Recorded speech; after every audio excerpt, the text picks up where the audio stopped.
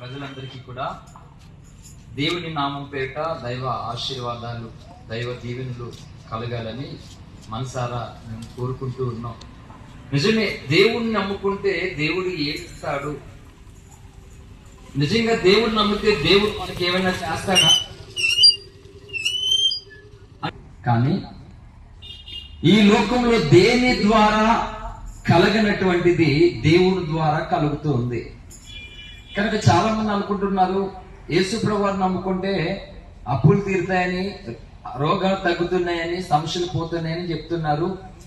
మరి నమ్ముకున్నటువంటి బోల్డ్ మందికి అనారోగ్యాలు ఉన్నాయి, పాస్టర్స్ కి అప్పులు ఉన్నాయి, సమస్యలు ఉన్నాయి కదా అని మా తోటి సహోదరులు అంటూ ఉన్నారు. నిజమే, వాస్తవమే. దానితో నేను మీతో ఆ విషయంలో ఏకీభవిస్తూ ఉన్నాను. మనం ఏమి నమ్మినా నమ్మకపోయినా ఉండే సమస్యలు ఉంటూనే ఉంటాయి. ఈ భూమి మీద ఆస్తికులు ఉన్నారు, నాస్తికులు ఉన్నారు. నాస్తికుడు ఎవరిని నమ్మడు, ఆస్తికులు ఏదో ఒక దానిని నమ్మేటువంటి వారు. కానీ ఏది లేదు అని నమ్మని నాస్తికుడు మంచి జాబ్ చేస్తూ మంచి ఫ్యామిలీతో హ్యాపీగా జీవితంలో సెటిల్ అయి హ్యాపీగా ఉన్నాడు. వాళ్ళు అంటారు, ఎందుకురా బాబు పిచ్చి, ఏమీ లేదు, అంతా భ్రమ, నేను చూడు హ్యాపీగా మేము బ్రతకట్లేదా అంటారు. నిజమే, నమ్మినా నమ్మకపోయినా ఈ భూమి మీద మన జీవితం వెళ్ళిపోతూ ఉంది. కానీ నమ్మితేనే స్వర్గము, నమ్మితేనే రాజ్యము అనేటువంటిది దేవుడు రాయించాడు.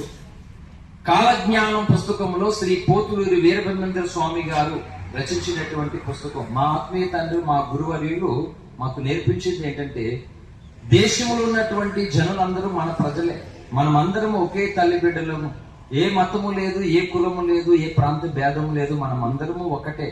కాబట్టి మనం అందరినీ కలుపుకోవాలి, అందరితో ప్రేమగా ఉండాలనేటువంటి సహృదయాన్ని మాకు నేర్పించారు.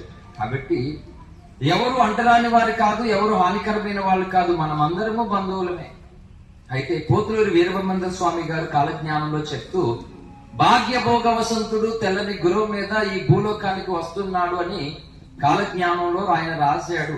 నేను చదివాను, కాలజ్ఞానం అనే పుస్తకం నా దగ్గర ఉన్నది. అంటే పోతులూరు వీరబ్రహ్మేంద్ర స్వామి గారు ఒక దైవ జ్ఞానాన్ని కలిగి వసంతుడు అనగా పెండు కుమారుడు ఈ భూమి మీదకి రాబోతూ ఉన్నాడని చెప్పాడు.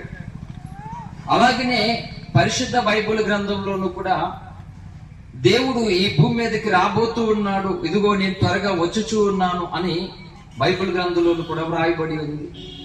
దేవుడు ఎందుకు వస్తాడు ఈ భూమి మీద? దేని కొరకు? దేవుని రావడం వల్ల మనకి కలిగే ప్రయోజనం ఏంటి అంటే, నిజంగా ఒక మాట చెప్తున్నాను, ఆలోచన చేద్దాం. నిజంగా దేవుడు అనేవాడు ఉంటే నా జీవితం ఎందుకు ఇలా అయిపోయింది? దేవుడు అనేవాడు ఉంటే నా పరిస్థితి ఎందుకు ఇలా ఉంది? లేడా దేవుడు? నా కన్నీళ్ళు ఇంక ఇలానే ఉంటాయా? నా కష్టాలు ఎలాగుంటాయా? నన్ను రక్షించేవాడు, మమ్మల్ని కాపాడేవాడు ఎవరూ లేరని ఎంతో మంది వేదన పడుతూ ఉన్నారండి. నిజమే, ఈ భూమి మీద ఉన్నటువంటి ప్రతి మానవుని యొక్క దుఃఖమును, కష్టమును, బాధను అంతటిని తీసివేయడానికి, ఎన్నడూ దుఃఖపడలేనటువంటి స్థితిలోనికి, ఎన్నడూ నువ్వు బాధపడలేనటువంటి ఒక సంతోషకరమైనటువంటి స్థలములోనికి నిన్ను తీసుకువెళ్ళడానికి దేవుడు రాబోతూ ఉన్నాడు. ఏంటి? నమ్మినటువంటి వారికి మోక్షం ఇవ్వడానికి దేవుడు రాబోతూ ఉన్నాడు. మన వల్ల కానిది దేవుని వల్ల అయ్యేది ఏంటి అంటే, ఆయనే తన జీవాన్ని భూమి మీద ఉన్న ప్రజలకు ఇవ్వాలనుకుంటున్నాడు. ఆ ఇవ్వడానికి మొదటిసారి గొర్రె పిల్లగా మానవ పాప పరిహారము కొరకు తన రక్తాన్ని కార్చడానికి ఈ భూమి మీదకి నరవతారిగా వచ్చాడు. ఆ వచ్చినటువంటి దేవుడే రెండవసారి ఆ రక్తాన్ని ఎవరైతే నమ్ముతారో, ఆ రక్తంలో జన్మకర్మ పాపం నుంచి ఎవరైతే విడుదల పొందుతారో వారిని ఎన్నడూ దుఃఖపడని, ఎన్నడూ బాధపడని, ఎన్నడూ కష్టపడని ఒక అద్భుతమైన సుందరమైనటువంటి లోకంలోకి తీసుకుని వెళ్ళడానికి దేవుడు వస్తున్నాడు. అంతేగాని మన ఇంట్లో సామాన్లు తోవడానికి, లేకపోతే పొలంలో పని చేయడానికి, మనకు తోడుగా ఉండడానికి దాని కొరకు దేవుడు అవసరం లేదు. నిజమే, నీ పనులు నువ్వే చేసుకుంటావు, నీ చదువు నువ్వే చదువుకుంటావు, దానికి దేవుడు అవసరం లేదు. కానీ నిన్ను మోక్షానికి తీసుకువెళ్ళడానికి మాత్రం నీకెవ్వరూ సరిపోరు, దేవుడు మాత్రమే సరిపోతాడు. అందుకని ఈ భూమి మీదకి రెండవసారి పోతులూరు వీరబ్రహ్మేంద్ర స్వామి గారు రచించినటువంటి మాట ప్రకారంగా పరిశుద్ధ బైబిల్ గ్రంథంలో రాయబడినటువంటి మాటను నెరవేర్చడానికి రక్షకుడైనటువంటి యేసుక్రీస్తు రాబోతూ ఉన్నాడు. ఈ మాట నమ్మదగినది.